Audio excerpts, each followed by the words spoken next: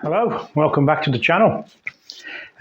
Just a short one today regarding motorcycle ear protection. Now, some of you are probably going to switch off straight away, or you haven't even clicked on it, but it's something that I hadn't considered till a year and a half ago, maybe 2 years, something like that. I don't know. I retired 18 months ago or something, and I've always worked in engineering. And as a legacy of that, I've got ringing in my ears. I think it's tinnitus, but it's not severe for me. But I know everybody's jumping up and down saying, "Oh, you should wear ear protection, this, that, and the other." But in my job, precision grinding, we depended on hearing the reaction with the wheel, with the material, probably more than sight. So sticking earplugs in your ear when you're trying to touch onto a job or take a few microns off, it's just not an option. So I'm not making excuses. It was my choice. It was my choice to do that. Anyway, let's get back to motorcycling. So what I'm saying is I've got ringing in my ears. I tend to forget it. If I think about it and sit here quiet and think about it, I can hear it. If I just get on with my life, I can deal with it, I can cope with it. But what I didn't want it to happen was to get worse. So I started looking into earplugs on the bike. Some people use the little soft, complete block things, foam rubber things. You can stick them in. I don't know, you get 100 for £1 or something on eBay or Amazon or whatever. But we had some of those at work. I did try them, but they completely block everything out. You want a lot. Personally, I want to hear. I want to hear the engine. I want to hear if somebody's blasting the horn at me, or I want to hear if cars are coming up the side of me or whatever. So I do want a little bit of awareness around me. I tried one or two, and then I discovered these. They're the Alpine Motor Safe. This is the Pro set that I bought. I did try others with holes in and everything, but we'll go through these in a minute. Now, I must stress that I bought these with my own money just over a year ago, so I've been using them for about a year now. And I'm also, the prices I'm going to quote you, I got these from the sports bike shop, basically because we've got a local one and they're keen on price. But I'm not sponsored or supported, or these weren't given to me to review. This is purely a personal review. And I say I have tried others. I've tried Oxford ones. I've tried Pinlock ones, I think.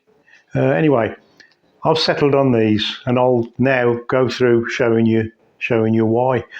They come in a handy little case with a little ring on, which I'm assuming I think you might put on your key ring, but that's a bit big for a key fob. Anyway, when you open them, I'll show the packaging on the screen. When you open, I'm going to be careful because I've dropped these on the floor several times. I went for the Pro kit, and I'll show you why now. The Pro kit, you get a pair of race earplugs and a pair of tour earplugs. Now, race is a fairly grand thing, really, but the race ones are the red ones, and the black ones are the tour ones. And basically, the race ones block out a little bit more noise because they're assuming the race bike is noisier than a. I'll show these in a close-up in a minute. But and you also get in the packaging, you get a little aerosol of cleaning stuff for cleaning the earplugs. But I use the AGV K5S helmet. And I think this is a reasonably quiet helmet to start with. But on long, for instance, motorway journeys or long A roads for an hour or more, it does get a little bit tiring, because I think most of us, I mean, if you bought a brand new bike, depending on what it is, it's going to be fairly quiet to start with. But most of us have modified or changed our exhaust systems for something a little bit more straight through, if you like, with less baffles in them. Perfectly legal still, I hasten to add. And I've got the Tech Bike Parts tracker exhaust on mine, and it does increase the volume slightly, so you've got that. And I think on motorways it can get a bit monotonous, but so that's one of the reasons. One of the other reasons the other thing is, on some of the other earplugs, definitely the soft foam ones, I use the ARC system, intercom system, mainly for sat-nav instructions. With the foam ones, blocks, even on Max on there and Max on me sat-nav on my phone, it blocks it out completely. With these, with the Tour ones, 50, 60 miles an hour, 70 miles an hour on the motorway, I have to put the intercom system on Max, and I have to put the phone on the sat-nav on Max, but I can still hear the instructions.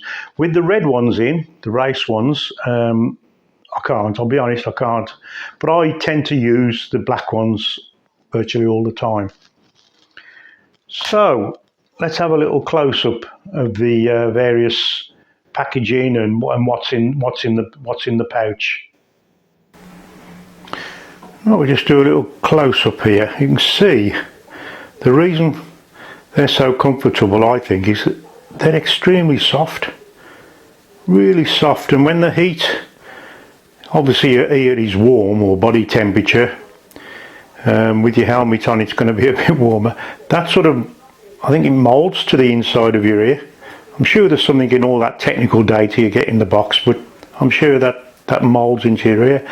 And on the, you can see the hole through the centre, and down there is that magic little filter that they talk about, which you obviously can't see, not with my equipment anyway.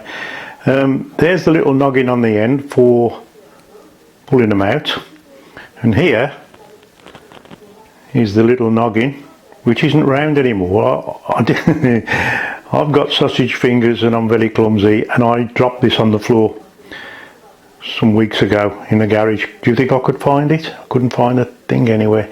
Anyway, a couple of days ago I was messing about and I tried on something and I thought, oh, okay, I know what that is. Sure enough, anyway, it still works. What you do with that is you pop